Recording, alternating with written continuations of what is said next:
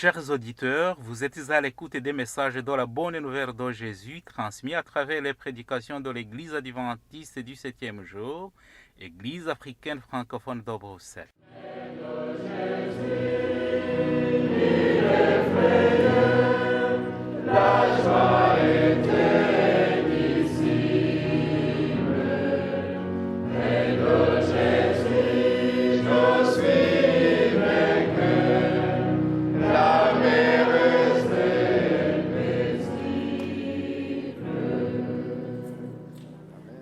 C'est ainsi qu'a commencé la bonne nouvelle de Jésus-Christ, le Fils de Dieu. C'est là ce qui est écrit dans le livre du prophète Ésaïe. J'enverrai mon messager devant toi, il te préparera le chemin. On entend la voix de quelqu'un qui crie dans le désert. Préparez le chemin pour le Seigneur, faites-lui des sentiers droits. Marc chapitre 1, verset 1 à 3. Itangiro ry'ubutumwa bwiza bwa Yesu Kristo, umwana w'Imana. Nk'uko byanditswe n'umuhanuzi Yesaya, ngo nuko ndenda gutuma integuza yanjye mbere yawe, izatunganya inzira yawe. Ijwi ry'urangurira mu butayu, ati nimutunganye inzira z'Uwiteka, mugorore inzira ze. Mariko igice cya mbere, umurongo wa mbere kugeza ku wa gatatu.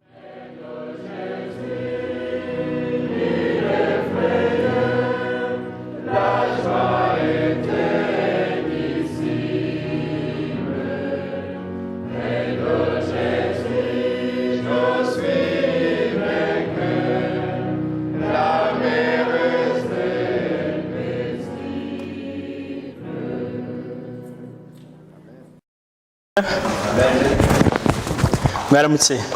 Bonjour, Imana ishimwe cyane. que Dieu soit loué. Ibyo kwishimira ni byinshi Nous avons beaucoup de sujets de réjouissance kandi bigenda byiyungikanya isegonda ku isegonda. et se multiplient de seconde en seconde.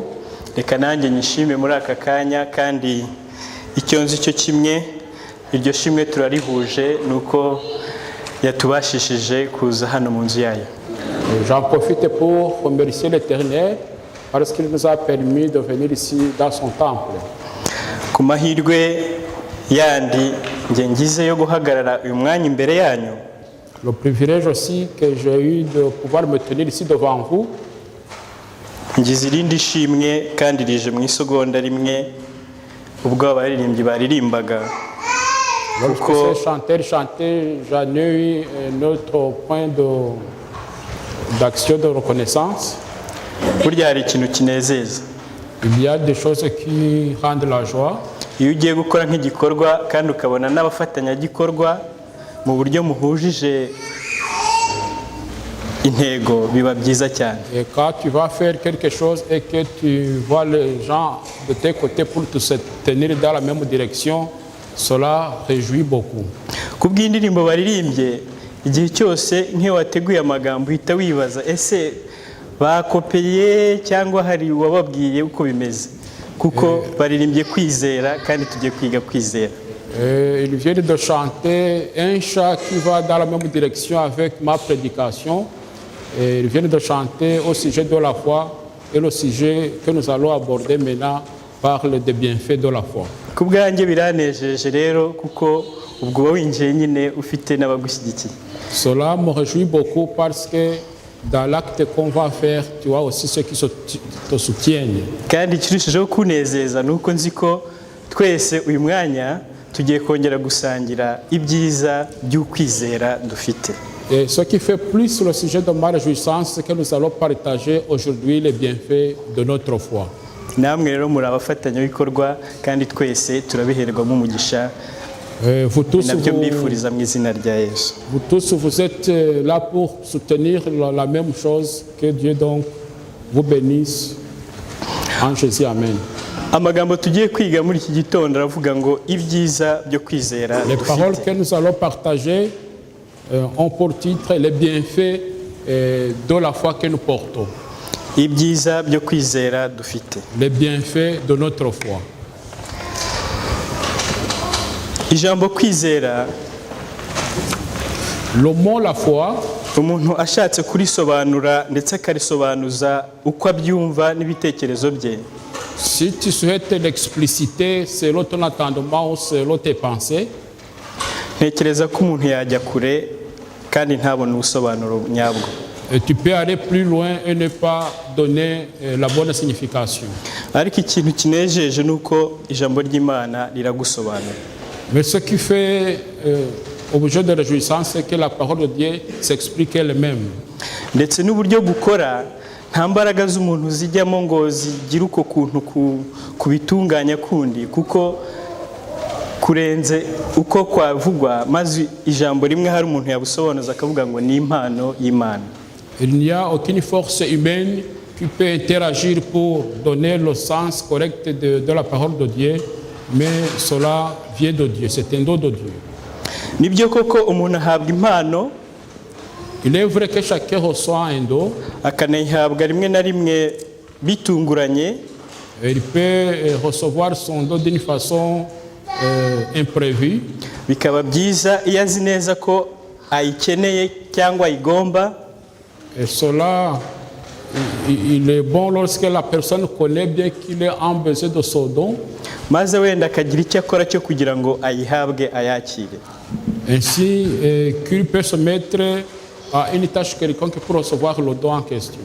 Iyo ije isubiza uko kwifuza kwe, Lorsqu'on le don vient en réponse de son souhait, ngira ngo iba iy'agaciro gatangaje, no kwibagirwa iyo mpano biba ari ikindi kintu ntabwo byamushobokera. et je pense que ce don devient pour lui quelque chose d'or et il ne peut même pas l'oublier.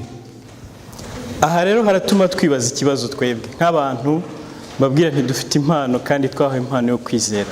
Ici, nous pouvons nous poser une question, comme je vous dis que nous avons un don et que nous avons reçu ce don de la foi, Dukomoraho iyo mpano n'indi uyiduha. et qui nous donne ce don. Ese hari ibikorwa dukora byo kwitegura kugira ngo iyo mpano tuyihabwe? Est-ce qu'il y a des préparatifs que nous mettons en place pour recevoir ce don? Iyo tuyihawe se itumarira iki? Et lorsque nous le recevons, qu'est-ce que nous en faisons? Ibyo ni ibibazo byose turi bubonere ibisubizo muri uyu mwanya ubwo tugiye kwigana aya Ce sont magambo. des questions auxquelles nous allons trouver les réponses pendant ce moment que nous sommes ici, dans cette matinée. Ariko ikindi gikomeye ni uko mvuga nti buri muntu wese yibaze niba uko kwizera koko tugufite. Et une chose plus difficile, c'est que chacun puisse se poser la question s'il a réellement la foi.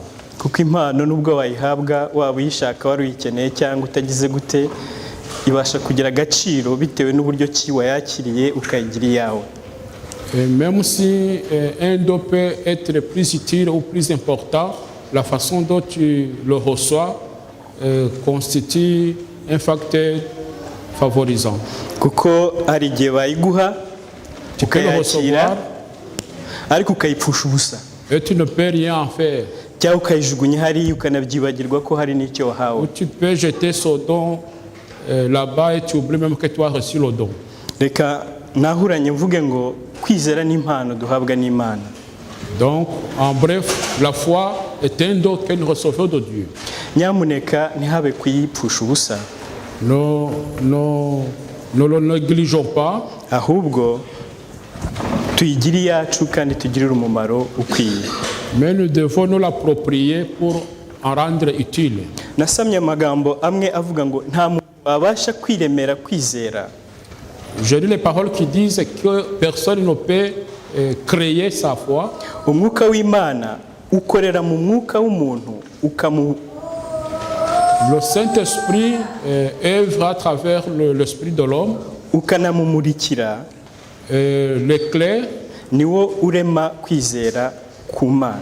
c'est le Saint-Esprit au fait qui crée la foi dans un être humain. Mubyumve ko umwuka ubwo buryo bwose ari uburyo buteguye cyangwa se bukora kugira ngo ya mpano ikugereho uyakire ibi yawe. Donc ce sont les préparatifs préalables pour que tu puisses recevoir ce don et que tu puisses te l'approprier. Kwizera rero ni impano y'Imana. La foi est donc un don qui vient de Dieu. Kuko navuze ko kubisobanura bishobora kugoranaho gatoya kubyumva, ariko mu kuri imikorere yabyo yo ubwayo ibasha kugaragara. Bien qu'il est difficile d'expliquer, mais les actes de la foi peuvent être visibles. nk'igikorwa rero cy'umwuka wera, Comme une œuvre du Saint-Esprit peut aussi être visible, tubonye ko ukorera mu muntu ukamumurikira ndetse ukagira n'aho urema uko kwizera. que l'action du Saint-Esprit œuvre en sein de l'homme et crée en lui la foi. Kwizera kuremwe kugomba gukura, La foi qui a été créée dans un être humain doit grandir. ndetse gukura kukazanarangizwa no kwera imbuto. Et cette croissance, la finalité doit être la production des fruits. Bityo ibyo byose bikaba ari byiza, bigomba kuza kuri twe abakristo nk'abagira ubwo buntu bwo kwakira uko kwizera. Ainsi, tout cela doit être une conséquence de nous les chrétiens qui ont eu cette grâce de recevoir la foi. Tugiye kureba mu Befeso isomo rizwi cyane, Nous allons voir en Éphésiens, igice cya kabiri ku murongo wa 8 n'uwa 9. Éphésiens chapitre 2, versets 8 et 9.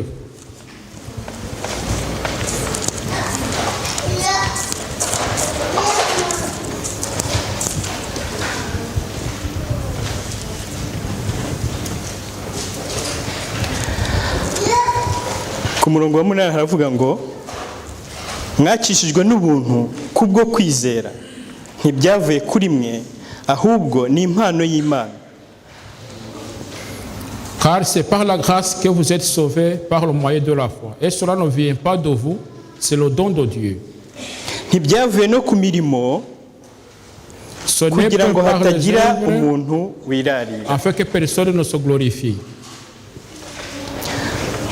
Ayo magambo nagira ngo mwumve uburyo ki kwizera ari iki, ari impano y'Imana. Par ces paroles, je voudrais vous faire remarquer que la foi est un don de Dieu. Turareba nanone mu rwa mbere rwa Timoteyo, On va aussi dans 1 Timothée, mu gice cya 6, 1 Timothée chapitre 6, ku murongo wa 12. verset 12. Ujye urwana intambara yo kwizera, usingire ubugingo buhoraho, ubwo wahamagariwe ukabwaturira kwatura kwiza imbere y'abahamya benshi. Combat le beau combat de la foi, saisis la vie éternelle à laquelle tu as été appelé et pour laquelle tu as fait une belle confession en présence d'un grand nombre de témoins. Nuko ikiyongera kuri ya mpano y'Imana, turarikirwa na natwe kugira ibikorwa bike dukora byo kugira ngo bibashe gukomeza kwa kwizera twahawe. Donc en plus du don que nous recevons, il nous est demandé aussi d'œuvrer pour fructifier la foi que nous avons reçue. Turasabwa kugira intego, Il nous est demandé d'avoir un objectif h'ubugingo buhoraho, un objectif de la vie éternelle, kandi tukararikirwa kurwana intambara yo kwizera. et nous devons combattre le beau combat de la foi. Reka ibyo bibe ko ari umuhamagaro w'igikorwa kitureba. Que cela donc soit une vocation qui nous concerne. Icyo turaza kugikurikizaho kuzirikana yuko Imana ubwayo ariyo bambe ryo cyangwa se ariyo banze ryo kwizera, nk'uko tubibona mu Baraheburayo igice cya 12 umurongo wa 2.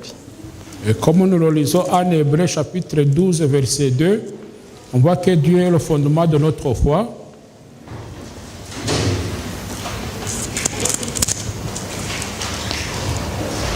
Mu Baheburayo igice cya 12 umurongo wa 2 haravuga ngo, dutumbira Yesu wenyine ari we banze ryo kwizera kandi ari we ugusohoza rwose, yihanganiye umusaraba kubw'ibyishimo byamushyizwe imbere, ntiyita ku isoni zawo, yicara iburyo bw'intebe y'Imana.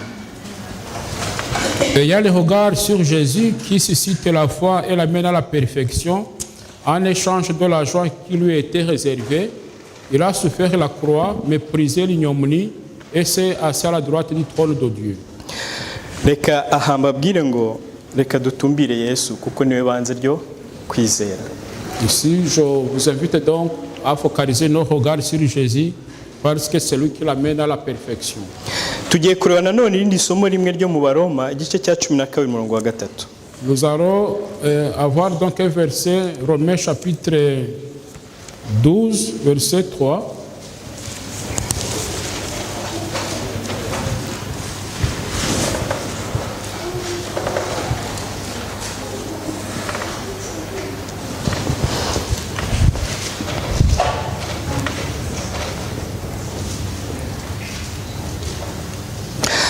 Ndababwira umuntu wese muri mwe bibwirijwe n'ubuntu nahawe mwe kwifata uko mutari ahubwo mutekereze mwitonze nk'uko Imana yagereye umuntu wese kwizera. Par la grâce qui m'a été donnée, je dis à chacun de vous de n'avoir pas de lui-même une trop haute opinion, mais de revêtir des sentiments modestes selon la mesure de foi que Dieu a départie à chacun. Mwe kwifata uko mutari, ne vous comportez pas comme vous ne l'êtes, ahubwo muhinduke rwose, mais soyez transformés, ndetse munatekereze mwitonze, et ayez des pensées modestes, kuko Imana yagereye umuntu wese kwizera. Car Dieu a départi à chacun la mesure de foi. Ese mufite kwizera? Est-ce que vous avez la foi? Muragufite? Kubera iki? Kuko Imana yagize ite? Yarakutugereye twese. Parce que Dieu nous a tous départi une portion de foi à chacun. Reka ngaruke mvuge nti ikibazo kibe cya kindi cyo kwibaza niba uko kwizera twahawe nk'impano y'Imana ndetse ku rugero yatugereye rukwiye, ese tugukoresha cyangwa se twaguhaye agaciro nk'uko byari bikwiye? Est-ce que la foi que nous avons reçue selon la mesure que Dieu a départie à chacun de nous, nous la mettons en œuvre d'une façon convenable? Twavuze ko ari impano kwizera kandi ari gikorwa n'umwuka wera w'Imana ugakorera mu mwuka w'umuntu ukamuremamo kwizera. Nous rappelons que nous avons dit que la foi est un don de Dieu dont le Saint-Esprit œuvre à travers l'esprit de l'homme et qui craint en lui la foi. Ni isomo tumenyereye ryo mu Bagalatiya 5 umurongo wa 22. Le verset qui nous est familier de Galates 5 verset 22.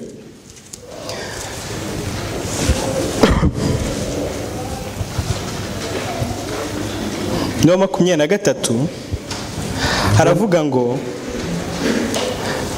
ariko imbuto z'umwuka ni urukundo, ni ibyishimo, ni amahoro, no kwihangana, no kugira neza, n'ingeso nziza, no gukiranuka, no kugwa neza, no kwirinda. Ibimeze bityo nta mategeko abihana. Mais le fruit de l'esprit, c'est l'amour, la joie, la paix, la patience, la bonté, la bienveillance, la foi, la douceur, la maîtrise de soi. La loi n'est pas contre ces choses. Nk'igikorwa cy'umwuka wera ngizi imbuto zo kwizera. Comme l'œuvre du Saint-Esprit, ici nous trouvons les fruits de la foi. Ese imbuto ahantu hose yaba ku giti nk'uko tubimenyereye ko ari byo byera imbuto, aho imbuto ziragaragara. Est-ce que lorsque nous voyons sur les arbres, on peut voir les fruits sont visibles sur les arbres? Zigira n'umumaro. Est-ce que les fruits sont utiles? Aho reka natwe dusuzume imbuto zo kwizera kwacu. Ainsi, il nous est appelé d'examiner les fruits de notre foi. Ese yo mundebye mubona imbuto zo kwizera kwanjye? Est-ce que lorsque vous m'observez, vous trouvez les fruits de ma foi? Zirafatika se nk'uko mbabaza ko imbuto zigaragara? Est-ce que ces fruits de ma foi sont palpables? Zigira umumaro se, hari icyo zifasha? Est-ce que ces fruits sont utiles et aident dans une œuvre quelconque? Ibyo byose ni byo kuzirikana icyo kwizera ari cyo n'uburyo ari ingenzi muri byose. Tout cela nous pousse à méditer et à retenir que la foi occupe une place centrale dans la vie spirituelle. reka turebe icyo tugomba gukorera imbuto igihe zeze. Qu'est-ce que nous devons maintenant en faire lorsque les fruits sont mûrs? Tugiye gato mu Befeso igice cya 4. On va dans le livre des Éphésiens chapitre 4, ku murongo wa 3. verset 3. Mugire umwete wo gukomeresha ubumwe bw'umwuka umurunga w'amahoro. Vous efforçant de conserver l'unité de l'esprit par le lien de la paix. Nk'ibikorwa byose biri gukorwa n'umwuka nuko za mbuto nituzigeraho turasabwa kuzigundira. Ndetse hano bavuga ngo muzikomereshe umurunga, mu kigereranyo cyo kumva ko dusabwa kubifatanyiriza hamwe nyine tukabigira ibyacu. Ici il nous est appelé de travailler en unité par le lien de la paix. Kandi tuzirikane yuko uku kwizera tugomba kukugundira tukakugira ukwacu, ndetse ntihabeho na rimwe gushidikanya, kuko aho gukomoka nahizewe ni ku Mana umuremyi wacu. Et nous devons retenir et garder cette foi parce que la source est sûre et certaine. None ni gute twakomeresha cyangwa se twafata uko kwizera kukaba ukwacu? Ainsi, de quelle manière nous pouvons garder notre foi pour qu'elle puisse devenir notre propriété? Nitureba mu Baroma igice cya 10 umurongo wa 17. Si nous voyons en Romains chapitre 10 verset 17, murambabarira amasomo araba menshi, ariko mwumve icyo avuga kuko aragenda afasha kumva. nous allons lire beaucoup de versets, mais c'est pour nous aider à comprendre la foi. Abaroma igice cya 10 umurongo wa 17. Romains chapitre 10 verset 17. Haravuga ngo dore kwizera guheshwa no kumva kukazwa n'ijambo rya Kristo. Ainsi la foi vient de ce qu'on attend, et ce qu'on attend vient de la parole de Christ. Murararikirwa kumva. Donc ici il nous est demandé d'écouter, d'attendre. Maze uko kumva ntandi tubwirwa kumva nuko tugomba kugukura mu ijambo ry'Imana, kandi buri wese ararikirwa kuryiga no kugira irye kugira ngo abashe gushyikirana n'Imana. Et ce que nous devons attendre doit provenir de la parole de Dieu, et chacun il est persuadé d'étudier, d'apprendre la parole de Dieu pour créer une communion avec Dieu. Turajya muri Luka 18 umurongo wa mbere. Nous allons aller en Luc 18 verset 1.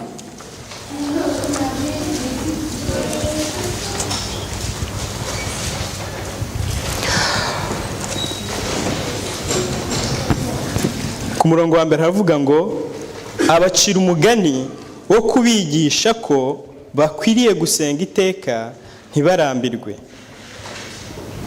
Jésus leur adressa une parabole pour montrer qu'il faut toujours prier et ne point se relâcher.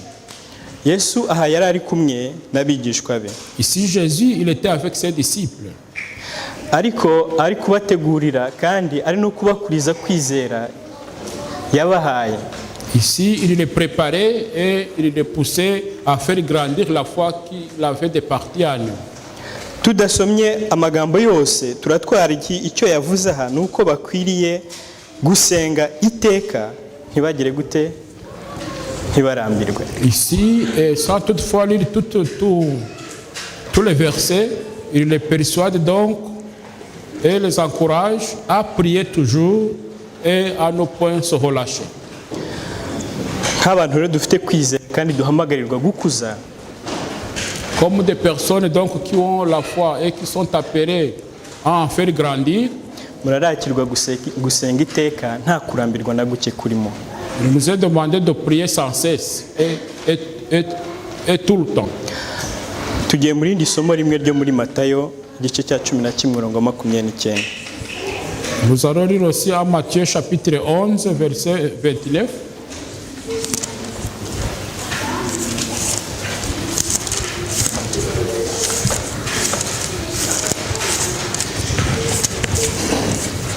Matayo 11 umurongo wa 29.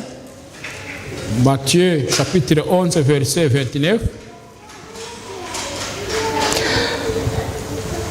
mwemere kuba abagaragu banjye munyigireho kuko ndi umugwaneza kandi noroheje mu mutima namwe muzabona uburuhukiro mu mitima yanyu. Prenez mon joug sur vous et recevez mes instructions, car je suis doux et humble de cœur, et vous trouverez le repos pour vos âmes. Ese tugira ibitugora bituvuna muri ubu buzima? Est-ce que nous avons des fardons dans notre vie de chaque jour?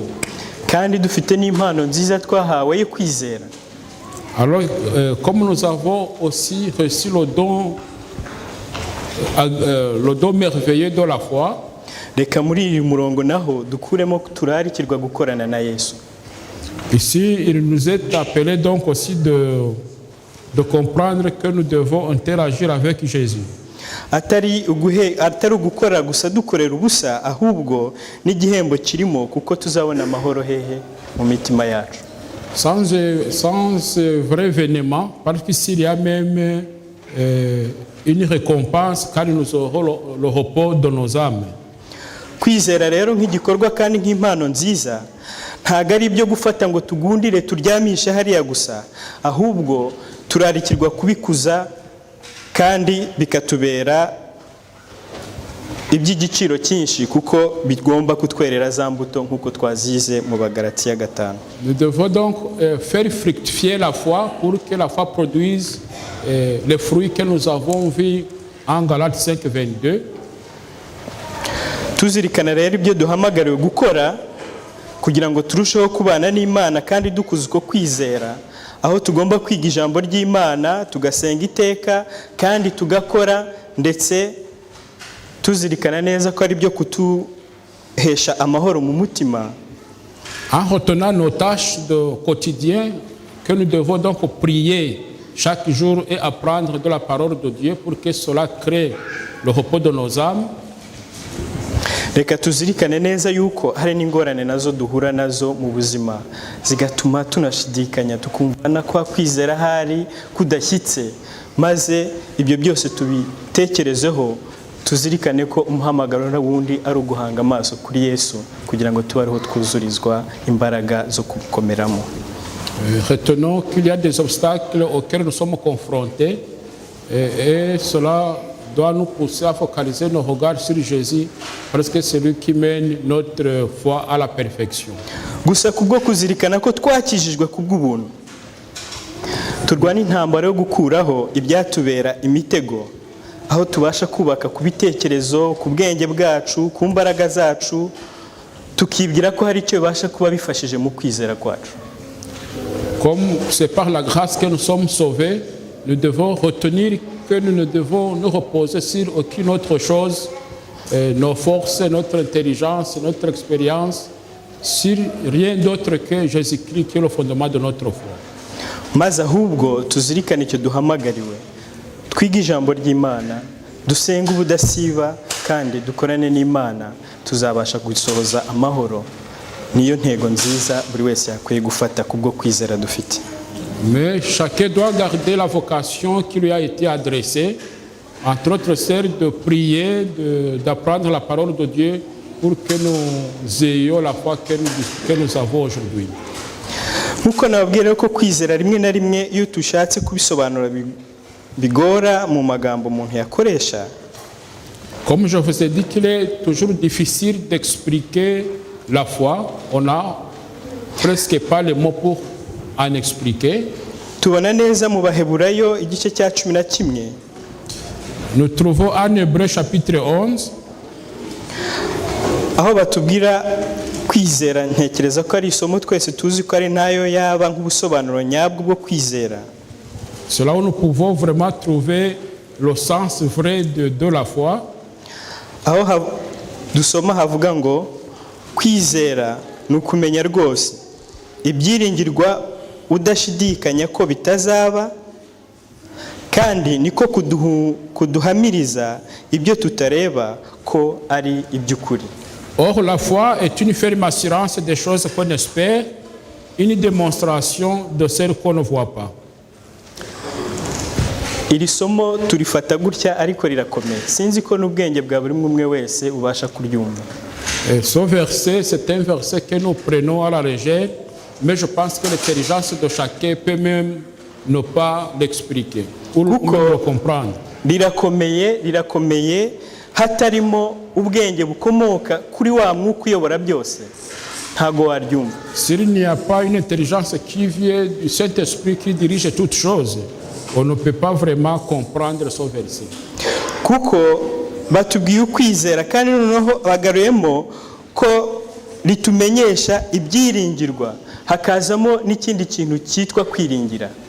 Ici, il y a le mot espérance parce que la foi nous démontre des choses qu'on espère, qu'on ne voit pas. Kubera iki uku kwiringira ari ingenzi kuruta byose? Pourquoi est-ce que cette espérance dépasse toute chose? Hatariho ibyiringiro kwizera kwacu kwaba ari ubusa. Si nous n'avons pas l'espérance, notre foi sera vaine. Kuko ibyizerwa ni byinshi. Parce que on peut prendre pour vrai beaucoup de choses. Ariko ibyiringiro byonyine nibyo bituma kwa kwizera kwacu kuba ukuva ku mpano duhabwa n'Imana. Mais le fait de garder l'espérance constitue une cause qui fait que nous gardions la foi qui nous vient de Dieu. Yesu yarabihamije aho yabwiraga abigishwa be ati mumenye ko n'abadayimoni bagira bate kwizera baragufite barizera. Jésus a dit aussi que même les démons possèdent une certaine forme de foi. Ndetse arabikabiriza aravuga ati ndetse bo bahinda n'imishyitsi. Et même il a dit que même les démons tremblent. Nk'irindi jambo rikomeye ryo kumvikanisha itandukaniro ryo kwizera nk'uko bo bashobora kuba babitwaraga. Donc il voulait mettre en évidence une contrefaçon de foi qui existait dans cette période. Navuga ngo ni nkaho yababwiye ati yego muri kumbwira ko mwizera ariko murebe dore abadayimoni bo bagira bati ese umuntu ahinda umushyitsi ari uko amerewe neza muri we? Est-ce qu'une personne peut trembler vraiment s'il est bien portant? Ndetse bije hari mu buryo bwo gutanga icyubahiro bwo biba ari ikindi kintu. Et si ce tremblement vient le moment de rendre gloire à Dieu, là c'est une autre chose. Nuko icyo kintu ubucyubashye cyangwa ugitinye bikomeye cyane. C'est peut-être que tu crains ou tu respectes la chose d'une façon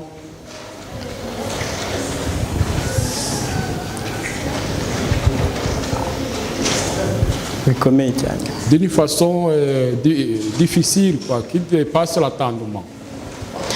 Aho rero bigatuma noneho twibaza ese kwizera kwacu guherekezwe n'ibyiringiro? Ainsi nous pouvons nous poser la question, est-ce que derrière notre foi nous avons de l'espérance? Ibyiringiro ufite n'ibyiringiro ki? Est-ce que l'espérance dont tu disposes c'est une espérance qui mène à quoi? Reka dusome amagambo ari mu Befeso igice cya 4 niho dusubiye. Retournons en Éphésiens chapitre 4.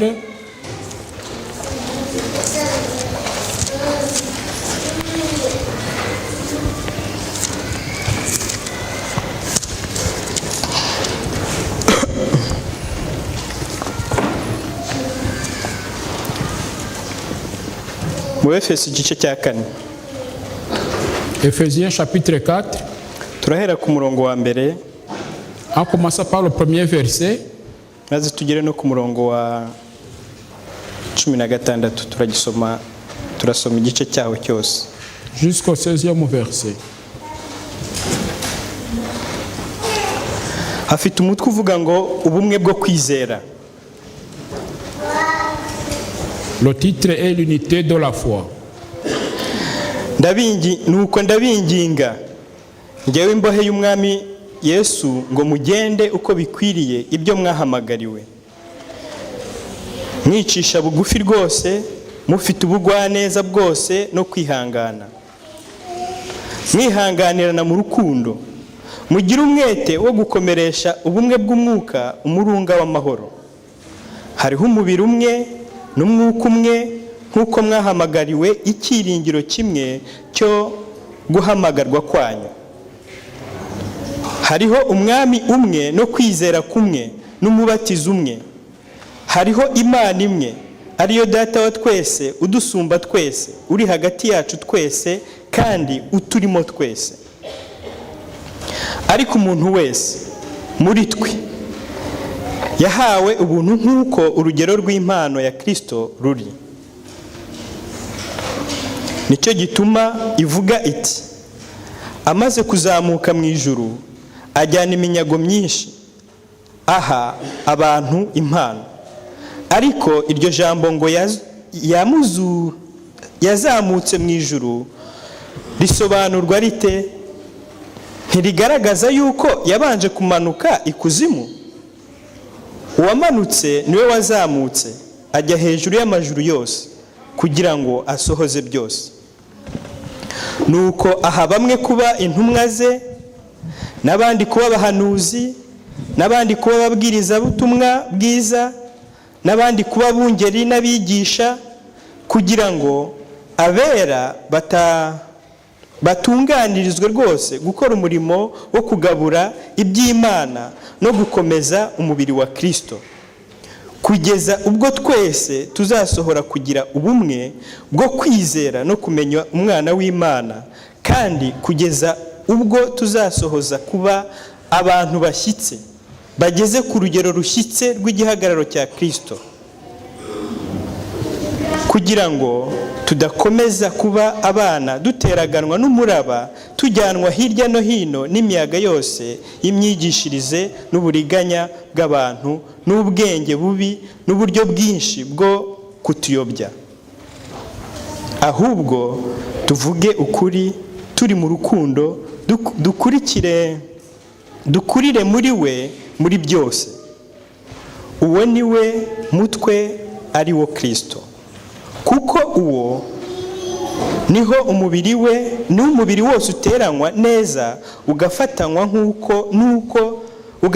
nuko ingingo zose zigirirana, nuko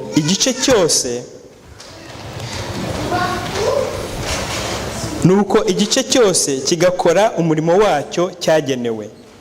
Muri Kristo uwo niho umubiri ukura gukura kwawo kugira ngo ukurizwe mu rukundo. Aya magambo tuyasomeye hamwe. Nous venons donc de lire ces paroles qui sont projetées dans la langue française. Ariko ndatsindagira cyane kubwo kwizera nk'impano twahawe. Mais je voudrais souligner la foi comme étant un don qui nous vient de Dieu.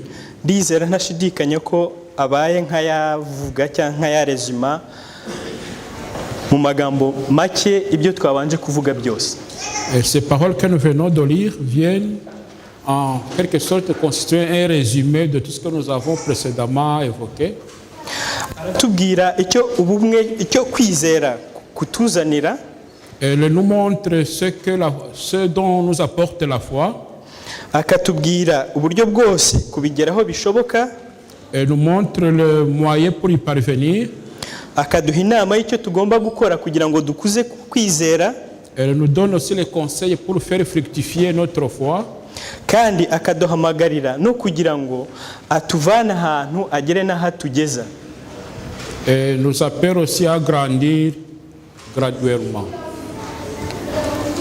Kugira ngo ibyo byose bitubere ikintu cyiza cyo gukuza kwa kwizera dufite. Pour que tout cela concourt à faire grandir la foi que nous avons reçue. Niduhera ku murongo waho wa 11. Si nous relisons le verset 11. Nuko aha bamwe kuba intumwa ze. Cela a donné les uns comme apôtres, n'abandi kuba abahanuzi, les autres comme prophètes, n'abandi kuba abungeri n'abigisha, les autres comme évangélistes, kugira ngo abera batunganirizwe rwose gukora umurimo wo kugabura iby'Imana no gukomeza umubiri wa Kristo. Pour le perfectionnement des saints en vue de l'œuvre du ministère et de l'édification du corps de Christ. Ariko nabaza nti ese muri iyi mirongo twumvise hari umuntu waburaha yumvise yatereranywe atageze agira ikintu na kimwe avugwamo? Mais s'il y a Il y a une personne qui est oubliée dans les paroles que nous venons de lire.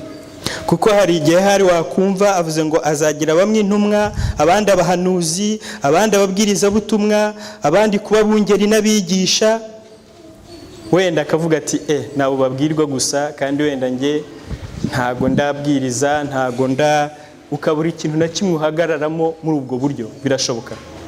Donc il a donné les œuvres comme le don d'être apôtre, des prophètes, des évangélistes. Ariko mwumva umurongo wa 12 ngo kugira ngo abera batunganirizwe rwose gukora umurimo wo kugabura iby'Imana no gukomeza umubiri wa Kristo.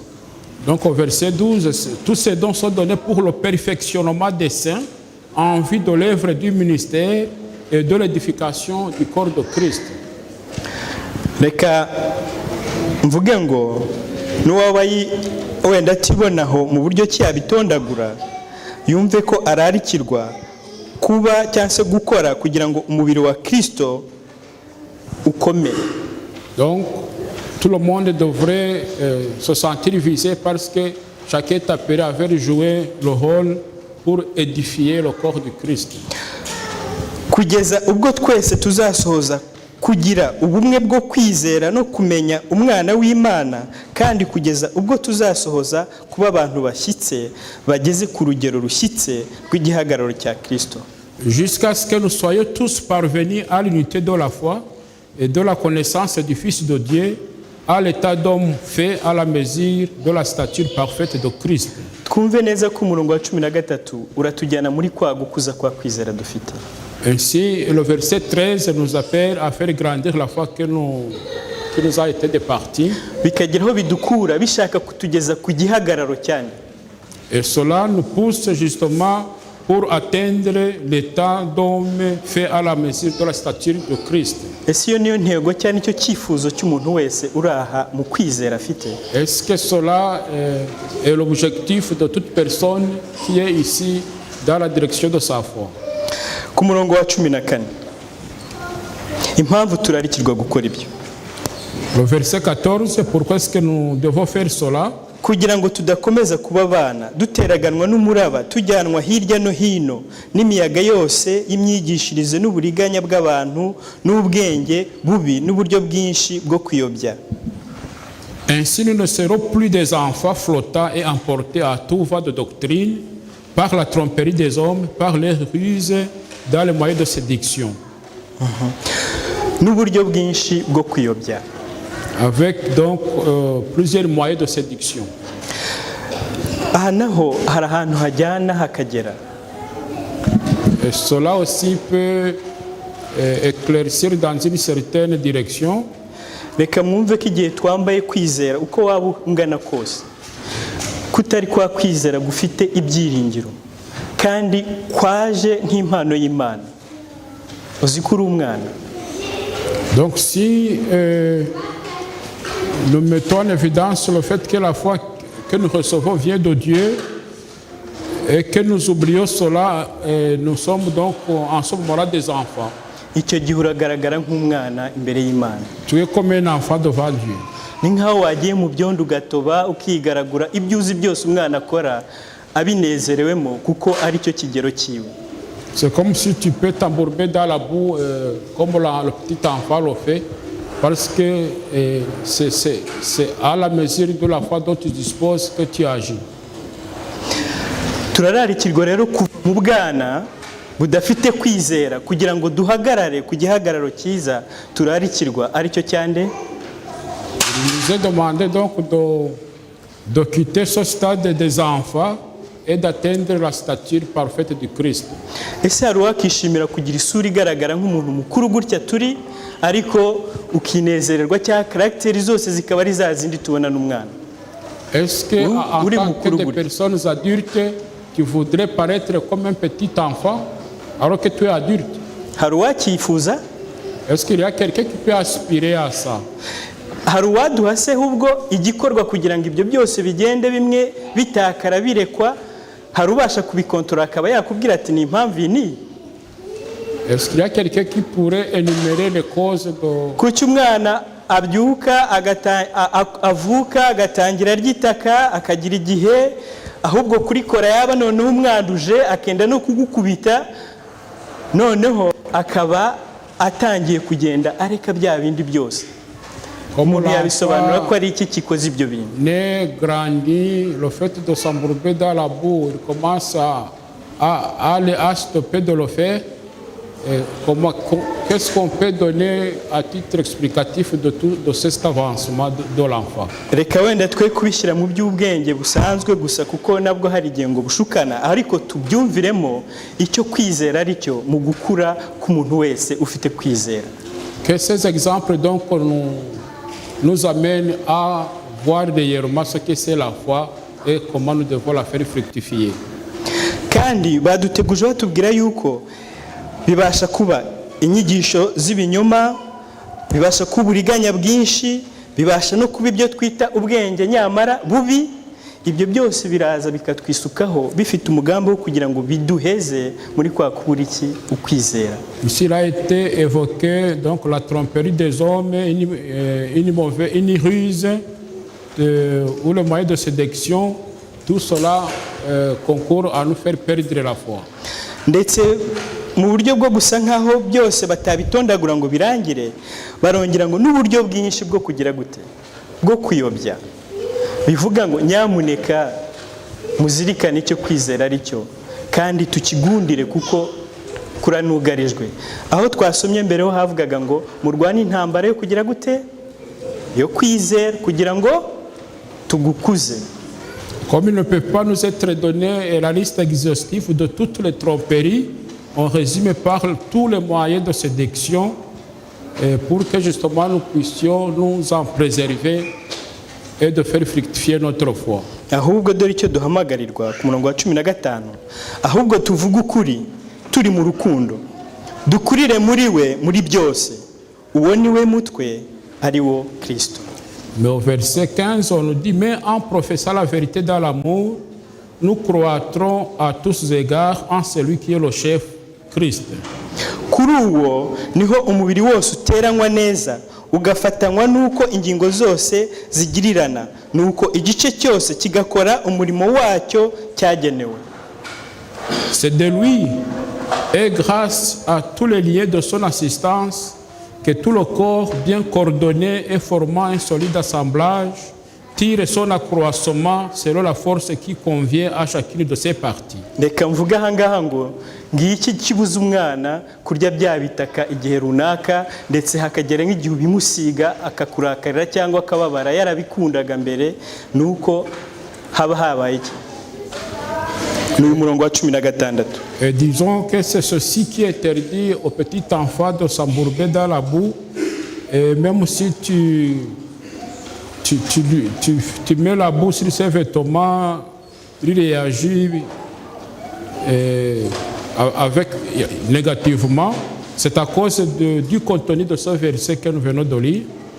Nuko igihe cyose ingingo zacu ziteraniriwe muri Kristo kubwo kwizera tubasha noneho kugaragara dufite igihagararo gishyitse ari cyo kwizera ari cyo cya Yesu Kristo kandi ari we banze ryo kwizera kwacu. Lorsque toutes les parties de notre corps sont assemblées et coordonnées en Christ, cela nous pousse à avoir un véritable fondement de notre foi. Muri Kristo wo niho umubiri ukura gukura kwawo kugira ngo ukurizwe mu rukundo. C'est de Christ que le corps tire son accroissement pour faire grandir sa foi, l'unité de la foi dans l'amour. Tumenyereye yuko mu buzima kugira ngo tugire ubuzima bukomeye dufite n'imbaraga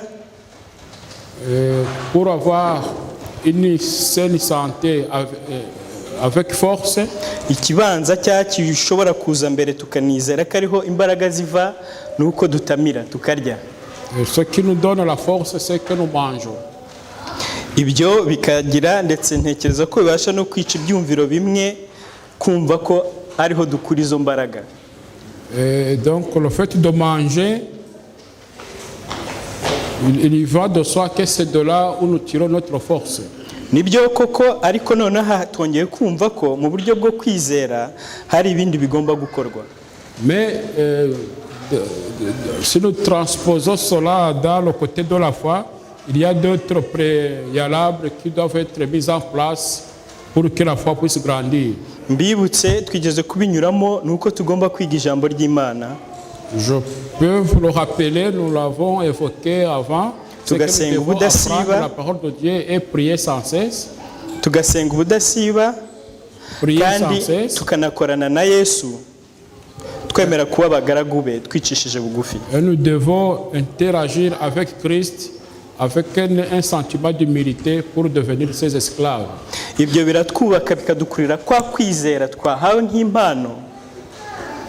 Et cela nous pousse à faire grandir la foi que nous avons reçue comme un don. Maze bikatugeza kuri ya matunda y'imbuto z'umwuka. Et cela nous pousse à atteindre la stature de production des fruits de l'esprit. Kandi tukararikirwa kubaka cyangwa se kugira umurunga ubasha gukomeza izo mbuto zose kugira ngo zibashe gukomera muri twebwe. Et nous devons donc avoir le lien qui doit assembler et coordonner tous ces fruits pour qu'ils soient solides en nous. Reka tuzirikane ko ibyo byose tubikesha kubwo kwizera. Retenons que tout cela, la cause c'est notre foi. Ariko kwizera gufite ibyiringiro. Et la foi avec espérance. Kuko haraho nabasomeye ahangaha batubwiye ibintu byose, hari ukwizera kumwe, hari Imana imwe, hari umwuka umwe, ariko nanone tukongera tukavuga ko twahamagariwe icyiringiro kimwe. Donc je vous ai dit qu'il y a une seule unité, un seul esprit et une seule espérance. Icyo cyiringiro kimwe tubyite ko ari ibyiringiro byacu kandi bitunganya kwa kwizera kwacu. Cette espérance est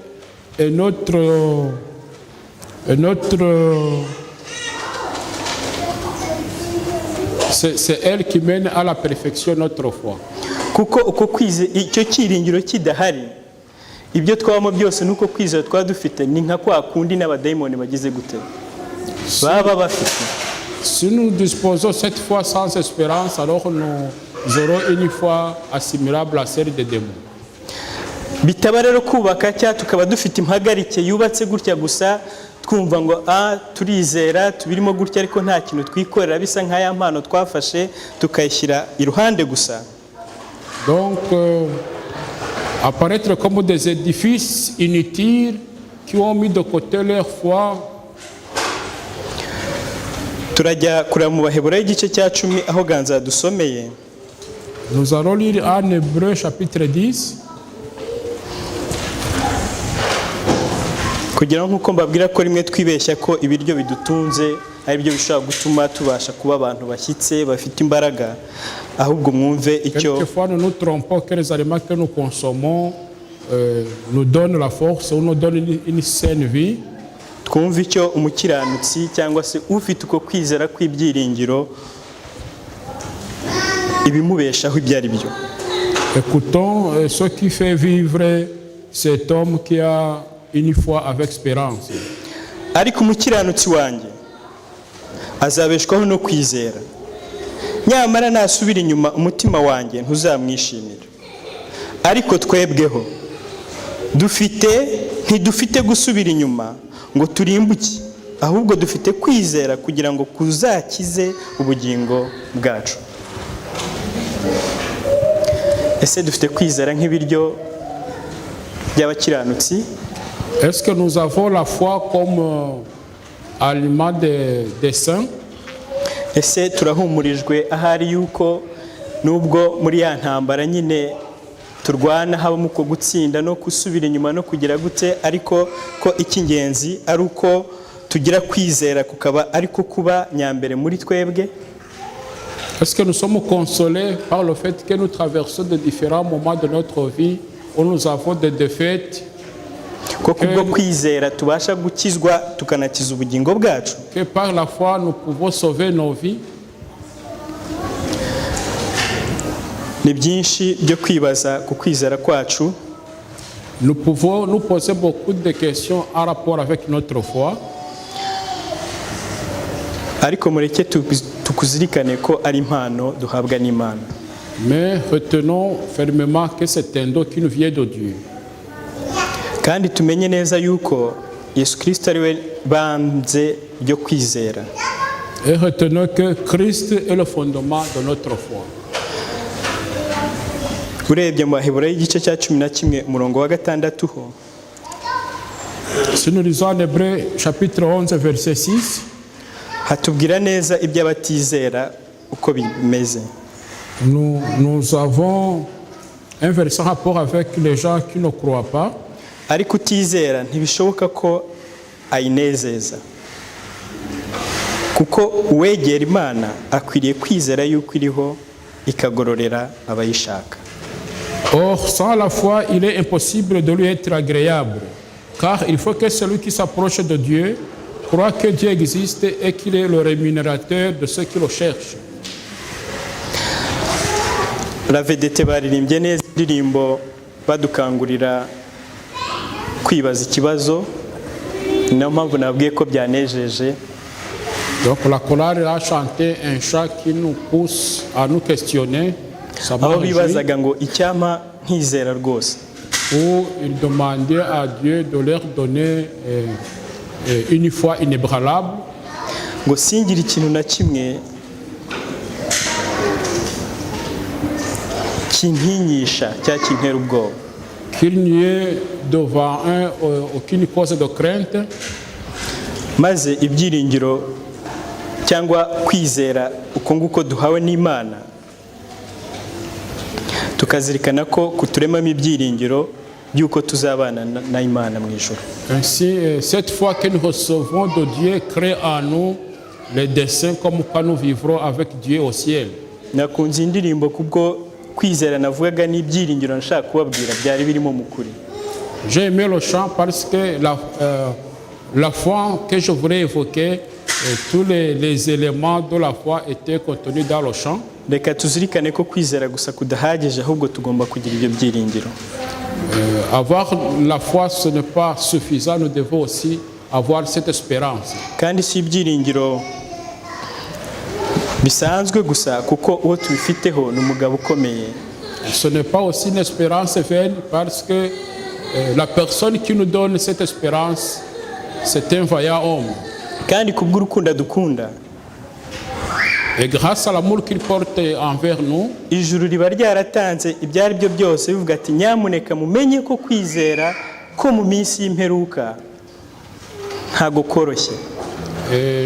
le ciel nous a donné des signes précurseurs comme quoi la foi dans les derniers jours sera difficile. Bityo buri wese rero amenye ko afite umukoro. Ainsi, chacun devrait être attentif à sa vocation qui lui a été adressée. Umukoro wo kongera ibihe byo kwiga ijambo ry'Imana, Et que chacun a aussi un devoir d'apprendre la parole de Dieu, umukoro wo gushyira amavi yacu hasi tugasenga tukabana n'Imana, le devoir de nous prosterner, de nous agenouiller pour créer notre communion avec Dieu, umukoro wo guca bugufi tukararika ijuru rikaza rigakorana natwe rigakorera muri twebwe. le devoir de disposer de sentiments modestes et de douceur pour que le Saint-Esprit puisse venir et œuvrer en nous. Nibyo umukoro ni uwacu, ariko gusohoza ni ukw'ijuru. Ce devoir est le nôtre, mais son accomplissement, Reka Uwiteka c'est le ciel aduhe qui- kwizera kuzima, qui le niko pousse à gusaba son kwanjye accomplissement. mbasabira nanjye nisaba mu izina rya Yesu. Que Dieu donne à chacun une foi véritable, c'est ma demande de cette matinée. En Jésus, Amen. Data ukiranuka, Mana ikomeye cyane, Mana ushobora byose, Éternel notre Dieu, Dieu Tout-Puissant, urakoze kubw'impano nziza yawe yo kwizera waduhaye twese tutabigizemo ubushake. merci pour le don merveilleux que tu as donné à chacun. Wiyungikanyeho n'ibindi byinshi byo kudufasha kugira ngo tuyikuze.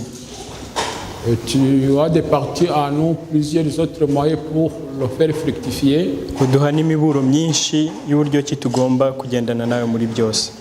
Et tu nous as donné beaucoup de conseils pour que nous puissions cheminer avec toi en toutes choses. Igihe kimwe cyarageze maze abigishwa bo barerura bagusaba rwose ukwizera. Un jour, les disciples te demandaient la foi. Ntekereza ko atari uko bari bakubuze, ahubwo ari uko bibonaga ko bibakomereye. Ce n'est pas parce qu'ils n'avaient pas la foi, mais parce qu'ils arrivaient dans des moments difficiles. kandi bo bari bagize amahirwe yo kubona ko bagukeneye. Et eux, ils étaient chanceux parce qu'ils venaient de remarquer qu'ils avaient besoin de la foi. natwe uyu munsi ni uwacu data, dukeneye kwizera, duhe kwizera. Aussi, cette journée la nôtre, nous avons aussi besoin de la foi. Amen. duhe imbaraga zo kugukomereramo no kukugira ukwacu kugira ngo tugukuze kutugeze ku rugero rwawe. Accorde-nous la force de nous tenir dans la foi pour que nous puissions la faire grandir jusqu'à la stature de ta personnalité. twebweho dore imperuka itugereyeho data, La fête des temps est en train de fondre sur nous. kandi ntacyo utakoze kuko wabasha kutubwira ko kwizera ko mu bihe by'imperuka gukomeye kugoye. duhe gufungura amaso tubone kugira neza kwawe. Et tu as tout mis en œuvre en nous disant en avance que la foi dans le dernier sera difficile. Que tu puisses ouvrir nos yeux pour que nous puissions voir le moment dans lequel nous sommes. duhe rwose gukura amaso ku kindi icyo ari cyo cyose buri umwe muri twe yashyira imbere ye akiringira akizera, Que nous ne focalisions pas nos regards sur toute autre chose. ahubwo kwizera kwacu, ibyiringiro byacu bibe kuri wowe data. Mais que notre foi, notre espérance refuse sur toi au seul. ibyo byiringiro birakenewe haba ku mwana haba ku muntu mukuru, twese turabikeneye. Nous avons besoin de cette espérance, que ce soit pour les enfants et pour les adultes. Nous avons tous besoin de cette espérance. kuko ari byo kudukomereza twese kuba abana bawe wishimira, Pour que nous soyons tous coordonnés à être tes enfants pour lesquels tu prends plaisir. hamwe no kudukorera rero igikorwa cy'ingenzi mu byo twagusaba byose twifuza. Même si nous pouvons te demander toutes les choses dont nous avons besoin, tugusabye umugisha wawe muri uyu munsi w'isabato kugira ngo nanone wongere kutubera umunsi mwiza wo kuvugururaho amasezerano yo kubana nawe. nous te demandons une bénédiction pour cette journée du sabbat, pour que nous puissions aussi renouveler nos promesses avec toi. kandi kugira neza n'amahoro utanga bitugereho twese kuko tubisabye twiringiye kubikorerwa mu izina rya Yesu. Que ta bienfaisance et la paix que tu accordes soient déversées en chacun de nous ici présents. En Jésus-Christ, nous t'en prions. Amen. Amen.